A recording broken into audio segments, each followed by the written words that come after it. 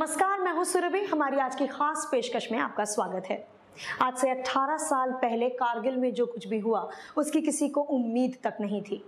पूर्व प्रधानमंत्री श्री अटल बिहारी वाजपेयी पाकिस्तान से दोस्ती का हाथ बढ़ाने जा रहे थे। उन्हें तो गुमान तक नहीं था कि वही पाकिस्तान उनके पीठ में छुरा भोंकने की तैयारी में था। 1999 में दहशतगर्दों ने कारगिल की चोटियों पर कब्जा कर लिया और फिर एक ऐसी जंग की शुरुआत हुई जिसकी भारी कीमत भारत को भी चुकानी पड़ी।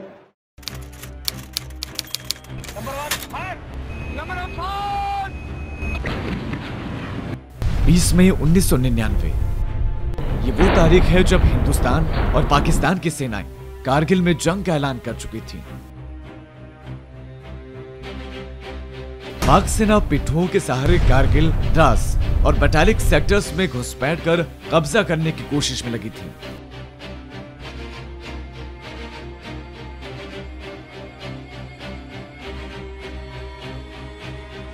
इसमें पाकिस्तानी सेना के नॉर्दर्न लाइट इन्फेंट्री की कई बटालियन और आतंकी शामिल थे। इन इलाकों में हर बार की तरह भारतीय सेना की सर्दियों में खाली की गई चौकियां अब पाकिस्तानी सेना और आतंकियों के हाथ में थी। सेना ने आतंकियों को आगे इसलिए रखा ताकि ये भ्रम फैलाया जा सके कि लाइन ऑफ कंट्रोल यानी एलओसी पर हमले में पाकिस्तानी सेना का कोई हाथ नहीं है।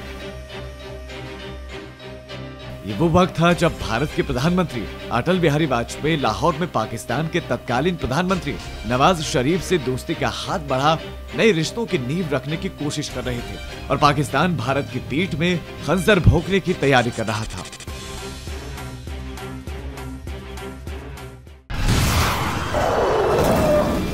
पिछले 10 सालों में हिंदुस्तान के किसी वजीर आजम का यह पहला दौरा है। मुझे इस बात के लिए खुशी थी कि मैं 21 साल के बाद फिर से अमन और दोस्ती का पैगाम लेकर आपके बीच में आ रहा हूँ। लेकिन अफसोस इसलिए था कि हमने इतना वक्त आपसी रंजिश और कड़वाहट में बिता दिया। आज हमारे आपसी रिश्तों में कोई ऐसा मसला नहीं है जिसका हल हिंसा और खून खराबे से निकाला जा सके। मुश्किल और बकाया मसलों का हल एक साफ सुथरे माहौल में और एक संतुलन, नरमी और सच्चाई का रास्ता अपनाकर ही किया जा सकता है।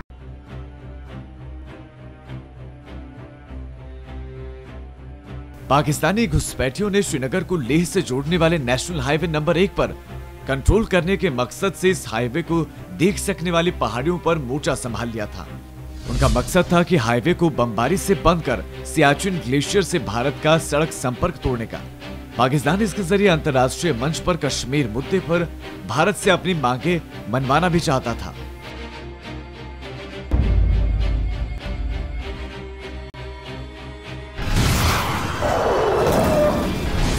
तो मुझे सोचा यार तो टॉप क्रॉस करके ऊपर मत दिया, सोच के मैं दाएं तरफ ऊपर चढ़ते उसी रास्ते से चेक करते करते आया तो वहाँ 6 बंदे नजर आए बंजू टोप में। वो 6 बंदे क्या कर रहा था, बर्फ हट रहा था, पत्थर डुल रहा था, बिल्कुल हरकत कर रहा था। मई 1999 में चरवाहे से मिली सूचना के बाद बटालिक सेक्टर में लेफ्टिनेंट सौरभ कालिया के गश्ती दल को तहकीकात के लिए रवाना किया गया। हलचल, कैसी हलचल? कुछ लोग हथियारों के साथ नजर आ रहे हैं। ओवर, उन पर कड़ी नजर रखो। इस दौरान उन्हें और उनके साथी जवानों को पाक सेना ने बंदी बना लिया और बड़ी ही बेरहमी से पूरी गश्ती दल का कत्ल कर दिया गया था।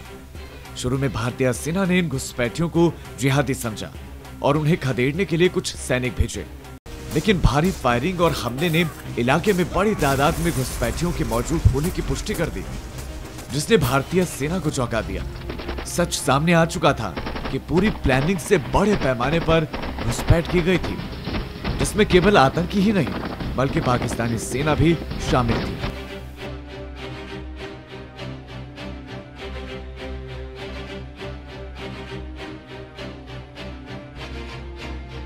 भारतीय सेना ने जवाबी कार्रवाई ऑपरेशन विजय शुरू किया, जिसमें 30,000 भारतीय सैनिक शामिल थे। सबसे बड़ी चुनौती थी कि दुश्मन पहाड़ियों पर ऊंचाई पर मोर्चा जमाया था और भारतीय सेना उनके आसान निशाने पर थी। लेकिन भारतीय फौज के जबरदस्त हौसले ने पाकिस्तानी सेना के मंसूबों पर पानी फेर दिया। 2 महीने तक लड़ाई चलती रही। दोनों ओर से जमकर गोलीबारी हुई। भारत और पाकिस्तान के कई सैनिक शहीद हुए। इस युद्ध में विदेश से खरीदी गई विवादास्पद लेकिन बेहतरीन बोफोर्स तोप का भी भारत ने जमकर इस्तेमाल किया। ये तोप कारगिल युद्ध के दौरान बेहद कामयाब रही। इस लड़ाई में सेना के 3 अंगों ने मिलकर काम किया। थल सेना की सहायता से भारतीय वायुसेना ने 26 मई को ऑपरेशन सफेद सागर शुरू किया और पहाड़ियों पर जमे दुश्मन पर हवाई जहाज के जरिए बमबारी करनी शुरू कर दी।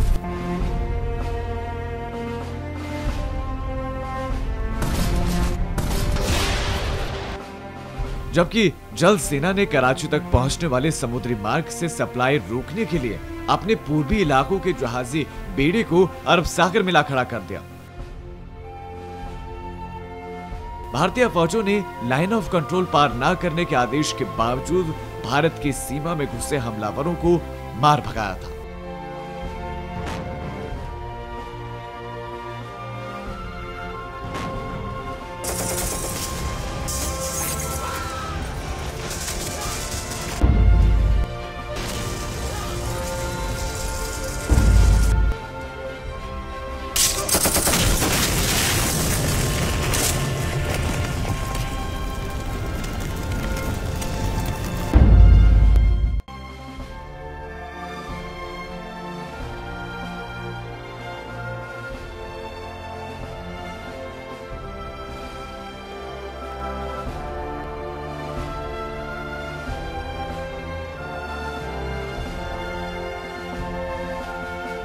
इस युद्ध में करीब 527 से अधिक जवान शहीद हुए थे और 1300 से भी ज्यादा घायल हुए।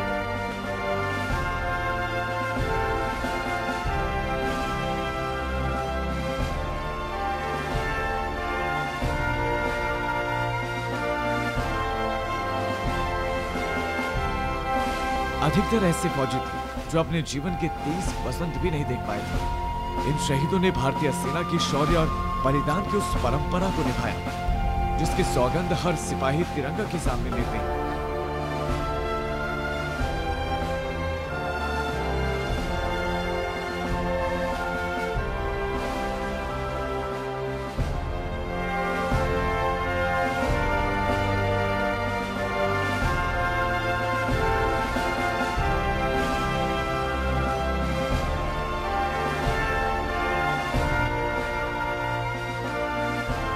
इन रणबांकुरों ने भी अपने परिजनों से वापस लौटकर आने का वायदा किया था, जो उन्होंने निभाया भी।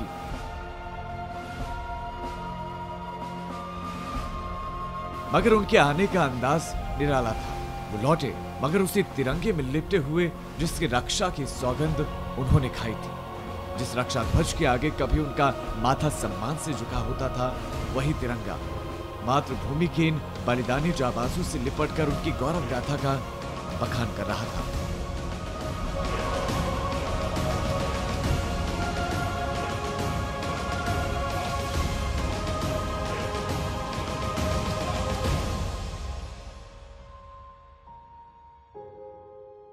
शिवम के साथ Kaushal Kumar, news broadcasting team, Delhi.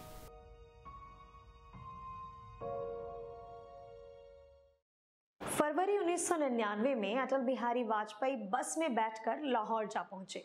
उन्होंने सोचा था कि पड़ोसी मुल्क से रिश्ते बेहतर हो जाएंगे, लेकिन पाक आर्मी चीफ परवेज मुशर्रफ के दिमाग में तो कुछ और ही चल रहा था।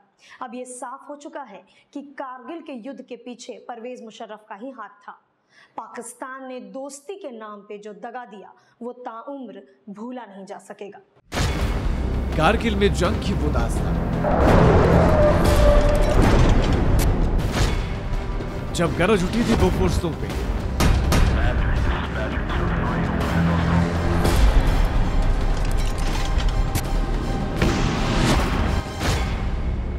भारतीय जाबाजों ने छुड़ाए दुश्मनों के झंडे।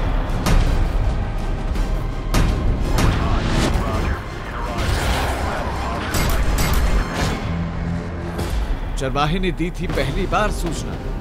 6 बंदे मंजू तोड़ दी। वो 6 बंदे क्या कर रहा था? बर्फ हट रहा था, पत्थर तोड़ रहा था, बिल्कुल हरकत कर रहा था। आतंकियों के साथ पाक सेना भी शामिल थी। इस सारी ऑपरेशन की कामयाबी की बुनियादी वजह यही है कि इन्होंने लोगों को नहीं बताया। अगर ये बताया जाता तो हमारा तजर्बा कहता है जैसे पहले सारी कोशिशें नाकाम होती हुई ये भी नाकाम हो जाती। 1999 में हुए कारगिल युद्ध की स्क्रिप्ट बहुत पहले ही लिखी जा चुकी थी।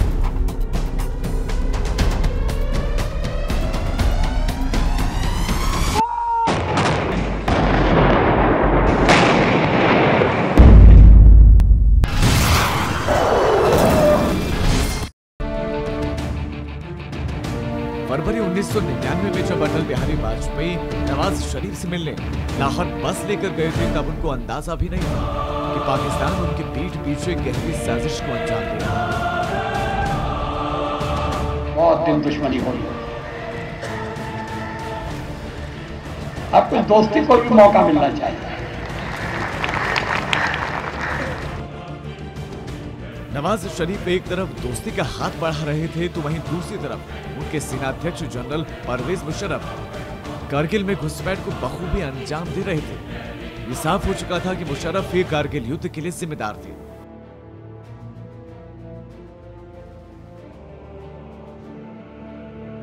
पाकिस्तान में सत्ता की चाबी हमेशा से ही सेना के हाथ में रही है। सेना की मंजूरी के बिना वहां पत्ता भी नहीं हिलता।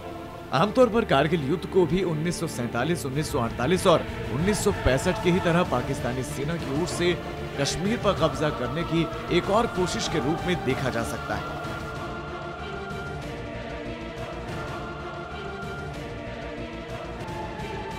हकीकत में कारगिल युद्ध आजादी के बाद से पाकिस्तान के कश्मीर हथियाने और भारत को अस्थिर करने के अभियान का ही एक हिस्सा माना जाना चाहिए।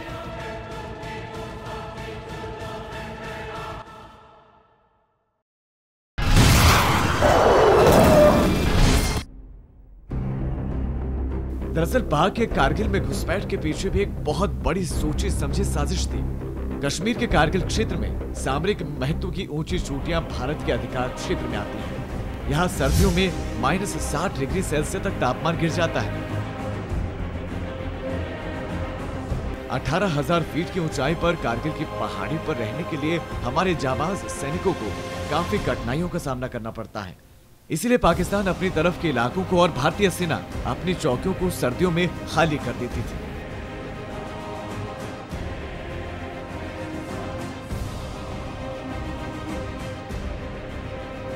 इसका फायदा उठाकर पाकिस्तान ने आतंकवादियों के साथ पाकिस्तानी सेना को कारगिल और अन्य इलाकों पर कब्जा करने के लिए भेज दिया।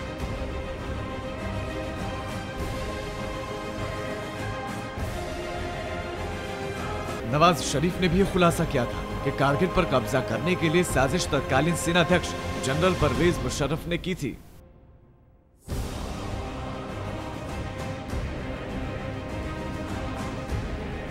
इस लड़ाई की वजह को जानने से पहले भारत और पाकिस्तान की भौगोलिक स्थिति को जानना जरूरी है। दोनों देशों के बीच नियंत्रण रेखा करीब 740 किलोमीटर लंबी है, जो पहाड़ों और कठिन इलाकों के बीच से गुजरती है।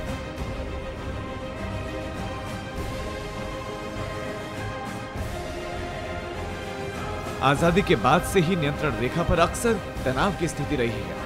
पिछले कई दशकों से नियंत्रण रेखा पर तनाव ज्यादा बढ़ा है। साथ ही सीमा पर घुसपैठ में भी इजाफा हुआ है। हकीकत ये भी है कि पाकिस्तानी सेना कारगिल युद्ध को 1998 से ही अंजाम देने की फिराक में थी। इस काम के लिए पाक सेना ने अपने 5000 जवानों को कारगिल पर चढ़ाई करने के लिए भेजा था। सूत्रों के मुताबिक पाक सेना ने कारगिल और आसपास के अपने इलाकों की 132 चौकियों पर तैनात सैनिकों में 1000 से ज्यादा सैनिकों का इजाफा कर दिया था। ये संख्या आमतौर पर तैनात सैनिकों से 4 गुना ज्यादा थी। हालांकि जब लड़ाई शुरू हो गई तो पाक सेना के में मतभेद भी सामने आने लगे। लड़ाई के दौरान पाकिस्तानी एयरफोर्स के चीफ को पहले इस ऑपरेशन की खबर भी नहीं दी गई थी। जब इस बारे में पाकिस्तानी एयरफोर्स के चीफ को बताया गया तो उन्होंने इस मिशन में आर्मी का साथ देने से मना कर दिया था। इसी के साथ पाकिस्तानी नौसेना ने भी इस ऑपरेशन में साथ नहीं दिया था।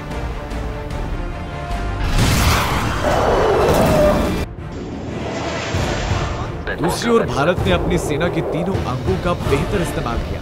इंडियन एयरफोर्स ने पाकिस्तानी सैनिकों के खिलाफ MiG-21 और MiG-27 के अलावा मिराज विमानों का भी इस्तेमाल किया।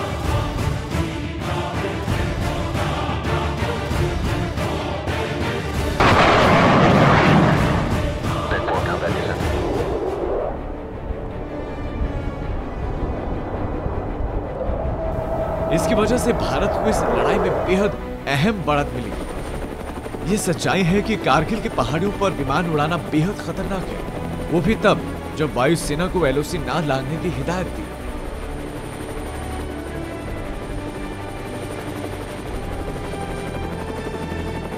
एयरफोर्स के जाबाज सैनिकों ने अपनी जान जोखिम में डालकर कारगिल में जीत दिलवाई थी। कारगिल लड़ाई में पाकिस्तानी सेना की रणनीति काफी कमजोर थी। तत्कालीन पाकिस्तानी प्रधानमंत्री नवाज शरीफ ने भी सेना वापस बुलाने की बात को स्वीकार कर लिया। पाकिस्तानी सेना युद्ध के अंतिम हफ्ते में भारतीय सैनिकों के हाथों खाई मार को बर्दाश्त नहीं कर पाई थी।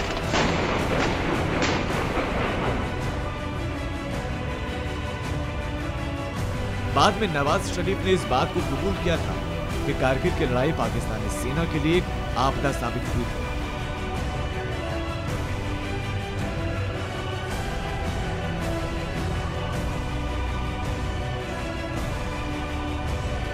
भारतीय सैनिकों के जोश के आगे पाकिस्तान की सेना के हौसले पस्त हो गए।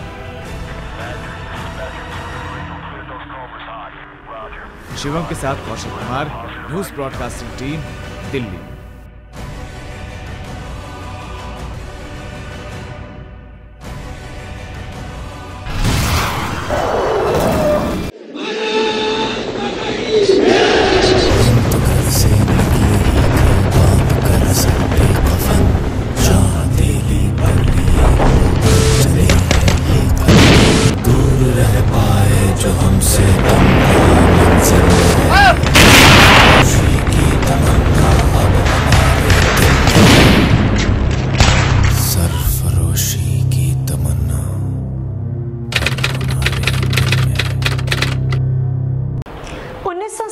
में आज़ादी के बाद से ही पाकिस्तान भारत के लिए खतरा रहा है।